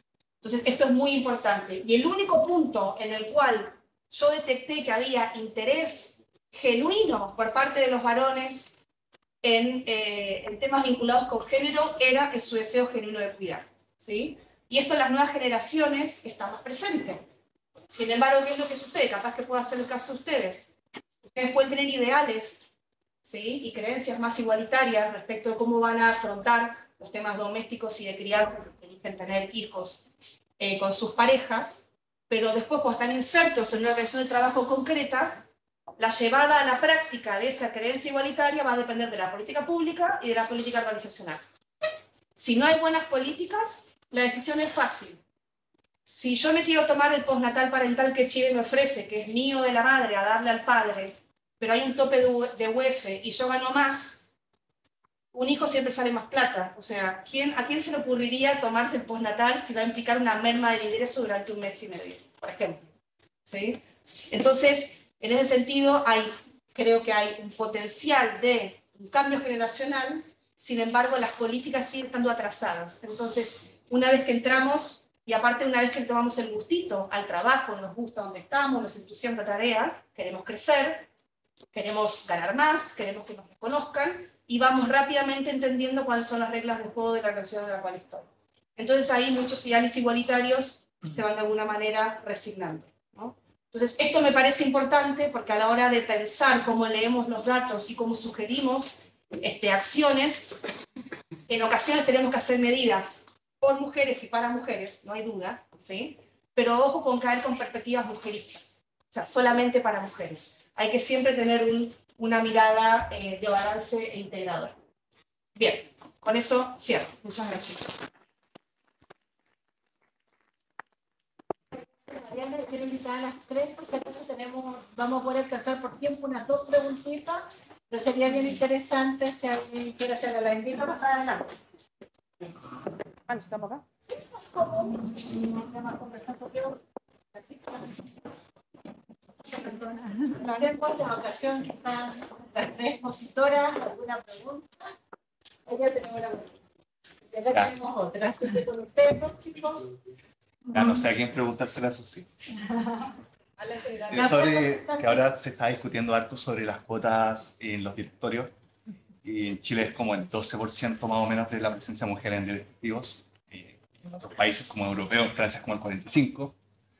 Y como que hay harto también, como que igual ha tenido harta adversión, ¿sí? Pero igual también tiene harta transversalidad. O sea, la ex subsede, el expresidente Piñera, hace una semana salió defendiendo esta política y quería ver cómo la veía, ¿sí? Porque entiendo que en el largo plazo al menos no tiene consecuencias negativas, y también soluciona externalidades como usar todas las habilidades de las mujeres, obliga a la empresa a la adaptabilidad de las mujeres, y mejora la productividad de los trabajadores. Entonces quería ver cómo verlo.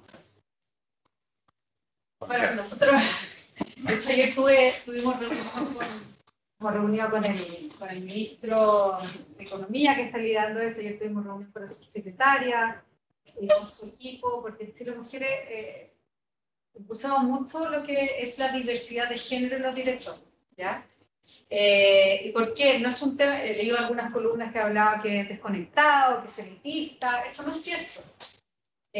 ¿Por qué? Porque ahí se toman las decisiones. Y las grandes transformaciones de las organizaciones tienen que nacer y tienen que terminar en el principal órgano del gobierno corporativo, que son los directorios. Y los directorios se tienen que hacer cargo de temas que no se están haciendo cargo, como la igualdad de género, como la igualdad y la no discriminación salarial, en fin. Entonces, yo creo que nosotros como Chile Mujeres, antes que saliera esta propuesta del gobierno, estamos impulsando mucho lo que era el modelo que se llama de cuota recomendada con el método Compare or Explain. O sea, usted cumple la cuota o explica por qué no la cumple. Es un modelo que un país icónico es Australia. Pueden descargar de nuestra página web ese estudio que les mostré en la presentación que lanzamos en junio, que se llama Modelo de Diversidad de los Directorios, porque ahí hicimos un ejercicio en que nosotros agrupamos a los países según el modelo de diversidad de género de los directorios que tienen y vimos los indicadores de la cantidad de mujeres en directorios y también otros indicadores de género según estos modelos. Entonces fue un ejercicio bastante interesante. Nos acompañó el ministro Mario Marcela, presidente de la CMF, lo hicimos junto con la OIT, la vicepresidenta de ICARE. Entonces, ¿qué es lo que te demuestra?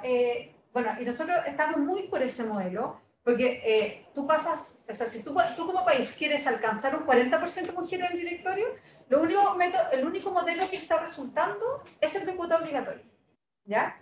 Si tú quieres llegar al 30%, tienes más países que llegan al 30% con este modelo, que es el Comply or Explain, que es el que estábamos promoviendo como Chile Mujeres. Y si tú quieres quedarte estancado y no avanzar, tienes que tener el modelo chileno, que es el que las empresas se autorregulan.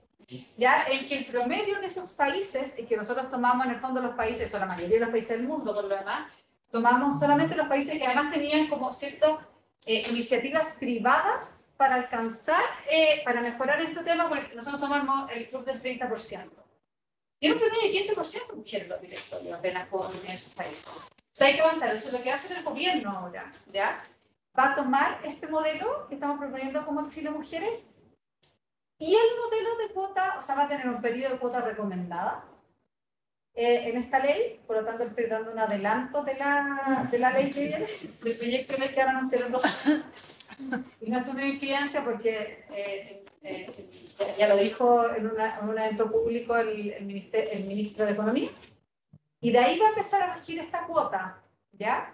Por lo tanto, se va a acelerar a través del fondo, porque siempre fue como por ciertos periodos en que tú ibas a poder como cumplirla o no, de 3 años para llegar al 20% y 6 años para llegar al 40%. Entonces, durante estos periodos, hasta los 6 años, va a regir el Comply or Explain, y ya a los 6 años ya se va a meter ahí ya la CMF, y durante este periodo tú vas a tener que cumplir esa cuota, ese periodo específico, o vas a tener que explicarle a la CMF por qué no estás cumpliendo. ¿Y eso cuál es la gracia? Que te va a generar un tiempo en que las mujeres van a ser, en el fondo, nombradas como directoras por una recomendación y no por una obligación, pero con un método que te incentiva el nombramiento de mujeres y la diversidad de género. Y eso hace mucho más amable la designación.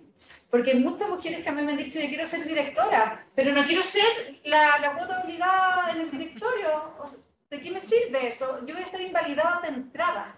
Entonces, por eso, entonces estamos súper contentos, porque en el fondo este modelo va a estar incorporado y están haciendo un híbrido entre estas dos iniciativas. Quisiera agregar,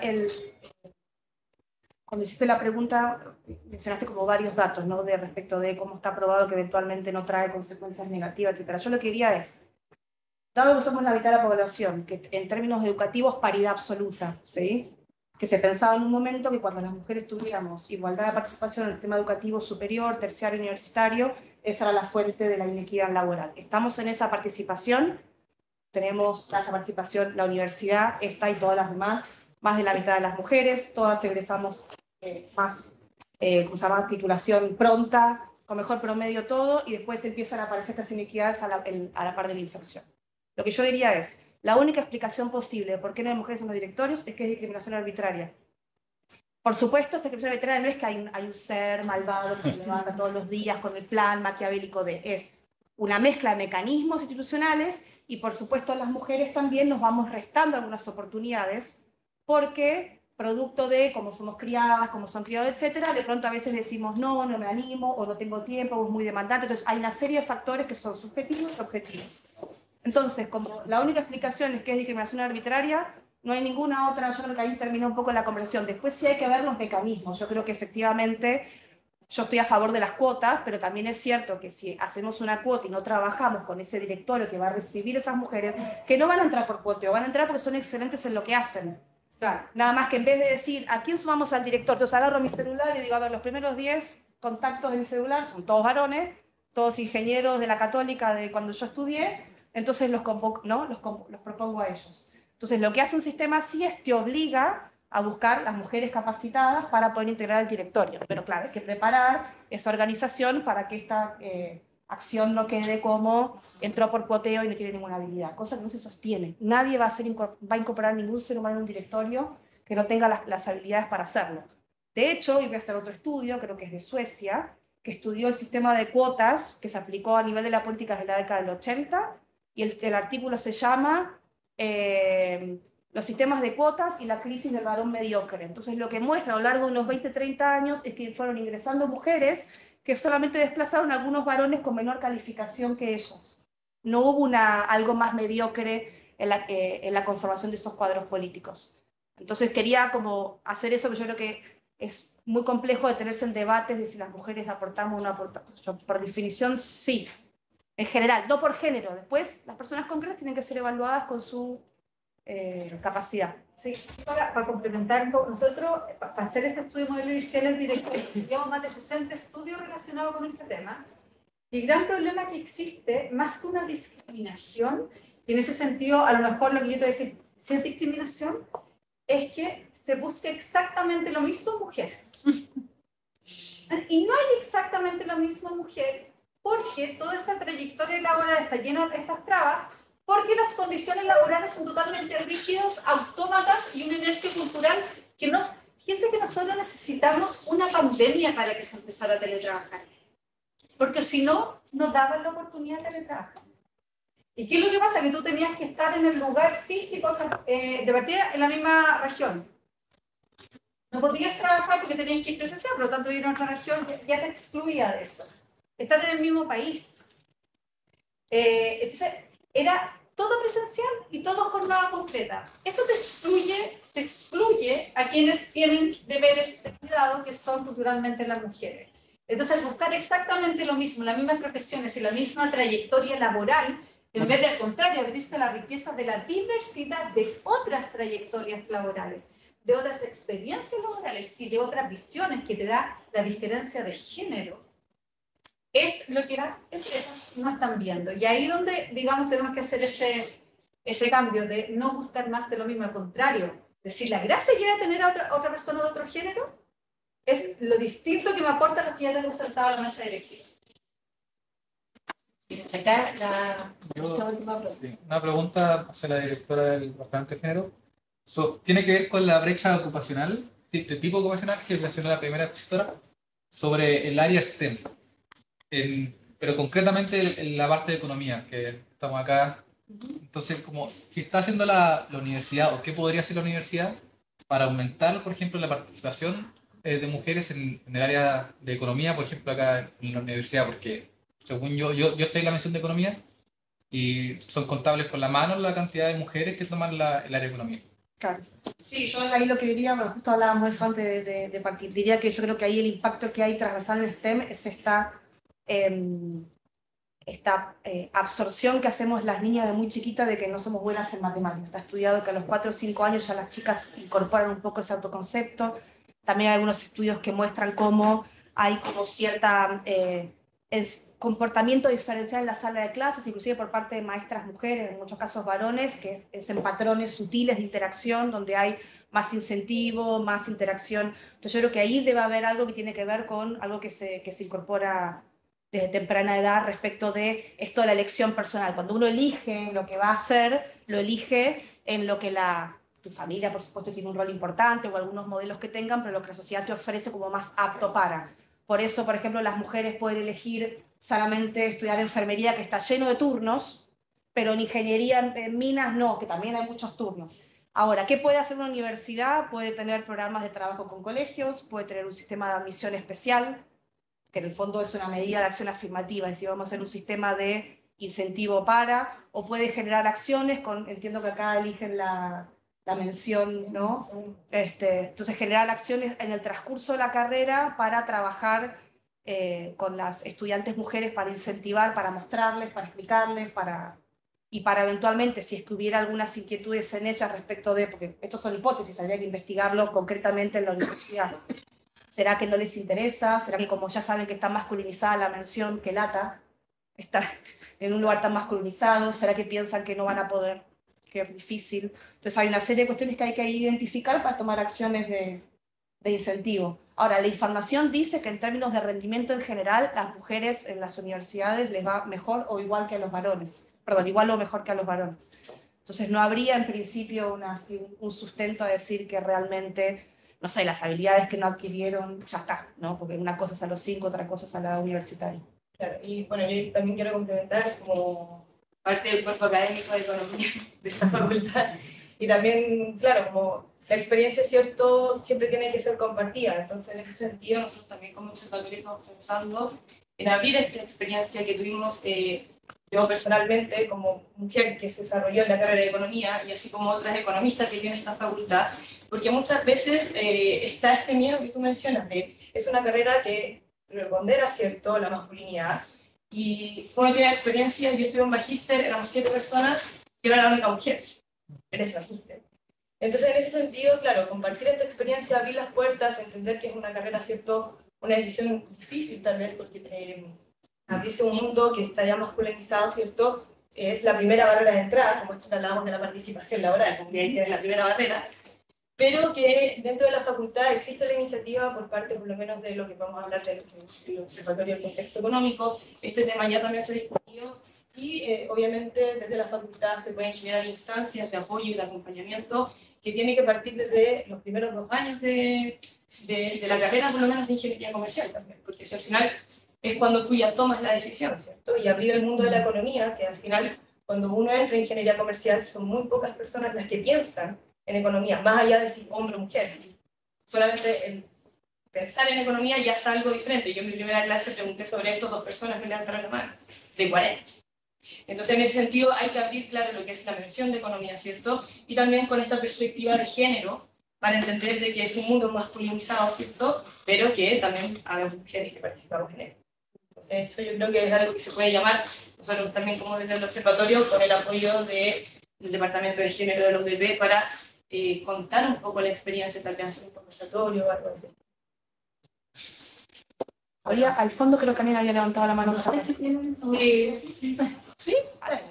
Alguien por allá, no sé el orden, pero tengo la mano que están sacando.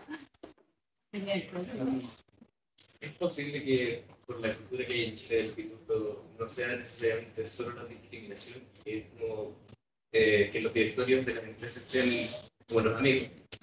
Sí, pasa que son todos varones, entonces sí. Todos amigos varones. Es el instituto. No necesariamente solo por discriminación, por la cultura. Es que para mí pituto es discriminación en usar. A ver, pensemos la palabra discriminación es distinguir una cosa de otra. Estamos hablando de discriminación arbitraria. Claro. Cuando yo, por ejemplo, busco a alguien para que haga un proyecto para el departamento de género y necesito una persona que sepa de sociología con 5 años de experiencia, estoy discriminando a las personas que no tienen ese título, pero es una discriminación que tiene algunas variables objetivas. Estamos haciendo discriminación arbitraria. La tendencia a buscar personas parecidas a uno en términos de marco cultural, barrio, colegio, género, yo creo que es algo que tenemos todas las personas de alguna manera incorporado, ¿sí? No se nos enseña a buscar lo diverso, lo diferente y a conocer lo desconocido, se nos enseña a movernos en los círculos donde estamos. Entonces, sin duda que la cultura del pituto tiene que ver con eso, pero que tiene carriles generizados, entre otros, ¿no? Porque si fuera al revés, si los directores estuvieran dominados por mujeres, uno podría también decir que está la lógica de, ¿no?, el llamar a esas personas que uno conoce. Se pone en juego en muchas oportunidades laborales. Por eso cuando uno piensa, y ahí estoy pensando en este documento de orientaciones para la paridad de género en la academia, que cuando uno mira el documento, está colgado en la página web de investigación y de género, no es ninguna ciencia nuclear, dice, difunda en amplia variedad de redes, tenga criterios claros, y lo que te dice, hablando del que nosotros también tenemos definido como Compliance Explain, te dice, si a usted le llega para la postulación 2 currículum de mujeres y 98 de varones, algo no está funcionando. Difunda distinto, busque asociaciones específicas, de pronto las puede haber en algunas disciplinas. O sea, no hay que conformarse con que, ay, no postularon. Me entran mitad y mitad. Hago el primer filtro, tengo una serie de criterios, o casualidad, me quedaron 58 varones, 2 mujeres. Bueno, voy a ir a revisar a ver qué criterio me está sistemáticamente dejando fuera a las mujeres, o viceversa. Yo doy ese ejemplo, pero pensemos, estamos en la Facultad de Educación, que son 80% mujeres y 20% varones.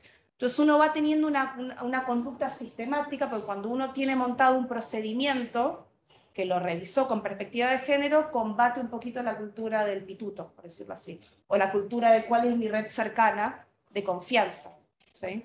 Entonces, eso diría yo. Porque ya había otra. No sé si tenemos tiempo, perdón. No, como con el tiempo. Ya había clase, ¿no? No, pero ya las clases eran una ayudantía, la cambiamos. Sí. No sé si quieren. Yo quería preguntar algo. Bueno, primero que todo agradecer, la charla estuvo muy buena. Quería preguntar algo a usted, que creo que es de Chile Mujeres, visando más una parte legal, que mencionó sobre que ustedes apoyan, bueno, la reforma al régimen matrimonial. Visando que en Chile hay 3 regímenes, uno donde el hombre y la mujer son una sociedad y otro donde hay separación de bienes. ¿A qué apunta esa reforma? específicamente visando la equidad de género. Nosotros no queremos reformar el régimen de sociedad conyugal, nosotros lo queremos reemplazar por uno nuevo. Nosotros creemos que la sociedad conyugal ya no va para más. Es un régimen de 1855, nace junto con el Código Civil. O sea, el gran problema que existe es que siguen tratando de reformar un régimen irreformable. La sociedad conyugal es sumamente engorrosa. Yo hice mi tesis universitaria y he hecho sobre la sociedad conyugal y muchas otras discriminaciones que hay en nuestro Código Civil. En mi época era impresionante, o sea, con respecto a todo lo que era la representación de los hijos, era feroz para las mujeres. Y nosotros como Chile, lo que pasa es que la sociedad conyugal es sumamente compleja porque tiene el haber absoluto, tiene el haber relativo, tiene el patrimonio de la sociedad conyugal, tiene los patrimonios propios de cada uno de los cónyuges, tiene la migración ordinaria, tiene la migración extraordinaria, tiene el patrimonio reservado a la mujer casada. Entonces es un engendro porque se le ha ido haciendo cierta reforma para ir como haciendo a la mujer capaz, como el patrimonio reservado para que pueda pesar y echar lo que gana de su propio trabajo, digamos. Entonces nosotros lo que proponemos es un régimen mucho más simple, en que cada cónyuge, ¿ya? Administre de forma totalmente libre y separada sus bienes durante todo el matrimonio, ¿ya? Concurriendo ambos para ciertos actos que son muy importantes para la familia. Por ejemplo, que no te lleguen y te vendan la casa. ¿Por qué? Porque es el lugar donde vive la familia. Porque entonces, aunque sea del otro cónyuge, que ese acto concurran los dos, por ejemplo, ¿ya? O disponer, por ejemplo, a título gratuito de ciertos bienes, que también concurran los dos, porque tú puedes llegar y hacer una donación, ponte tú, a alguien, porque ya tienes proyectado separarte, digamos, entonces inmediatamente te pueden dejar y ocultar eso, etc. Y después, terminado esto, que se compense por mitad que el que ganó en el fondo más, porque pudo trabajar remuneradamente más, porque hubo un otro o una otra que trabajó menos por cuidar más, ¿ya?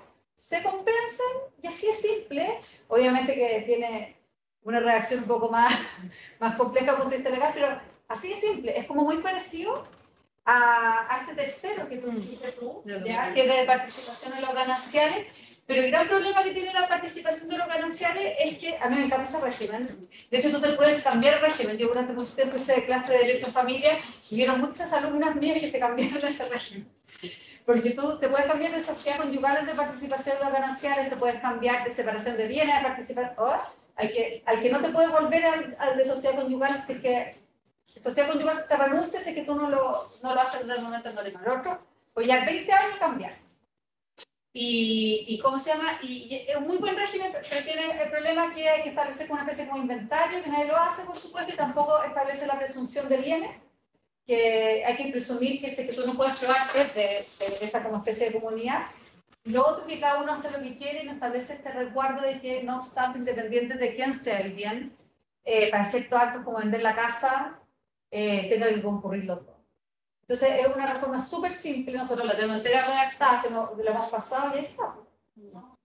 Es interesante cuando uno compara, porque en Argentina, claro, hay una sola, uno se casa y hay un solo régimen patrimonial. Uno solo. ¿Cuál es? Digamos, todo lo que es previo y todo lo que se adquiere en el matrimonio es ganancial. O sea, no te puedes casar por separación de bienes. O sea, la única manera que vos tenés es, por ejemplo, si en el transcurso de mi matrimonio yo heredo un dinero y ese dinero es previo al matrimonio, entonces yo cuando inscribo, supone que me compro un departamento con eso y declaro frente al notario que esa plata vino de donación, entonces es un bien que no es ganancial. Todo el resto es ganancial. No, pero las donaciones durante el matrimonio también es ganancial. No, pero si probás de dónde viene, no. Yo sé por qué lo he hecho. Pero bueno, no importa. porque es interesante esa lógica, porque en Chile, por ejemplo, todo lo que entra en la sociedad conyugal o este otro régimen de participación en los gananciales, no entra lo que tú recibes a título gratuito. Obviamente lo que te heredaste o te donaron no se reparte, porque lo que se tiene que repartir es el fruto del trabajo, porque uno puede trabajar más gracias a que el otro está apoyando en las cosas de la casa y criarse los hijos. Entonces, cuéntame bien, después de que... porque sería bien curioso que se repartiera incluso las cosas a título gratuito. ¿Sí? ¿Se reparte las cosas a título gratuito? Es que no sé a qué te refieres título gratuito. Yo digo... ¿Herencia o donación? No, eso no se reparte. No se reparte, Eso eso es queda tuyo, mío, aunque claro. sea durante el matrimonio. Claro, Ah, tengo ya. que declararlo así a la hora de adquirir un bien con ese dinero. Perfecto. Si no lo aclaré, pasó a la otra comunidad. Ah, Bueno, hay que ir a casarse argentina. Bueno, queremos darle las gracias.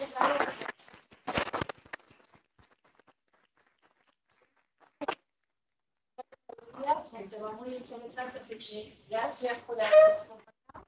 Y gracias a ustedes por toda la buena disposición que están haciendo. Gracias. gracias por la paciencia de escuchar.